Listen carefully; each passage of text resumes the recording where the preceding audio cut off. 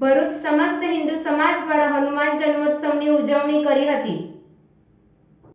ભરૂચ સમસ્ત હિન્દુ સમાજ દ્વારા હનુમાન જન્મોત્સવની ઉજવણી અંતર્ગત કોઠી ચોકડીથી ચાલિત હનુમાન ચાલીસા યાત્રાનું આયોજન કરવામાં આવ્યું હતું।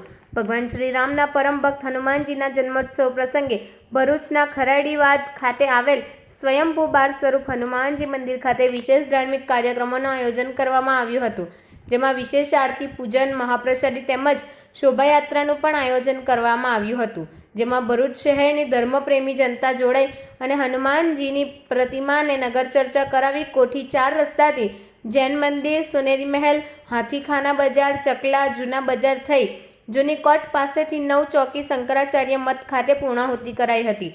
શોભાયાત્રામાં મુક્તાનંદ સ્વામી, સ્વામિનારાયણ મંદિરના સંતો સહિત વીએચપીના અગ્રણીઓ, ભાજપ નગરસેવક તેમજ મોટી સંખ્યામાં ભાઈઓ અને બહેનો જોડાયા હતા।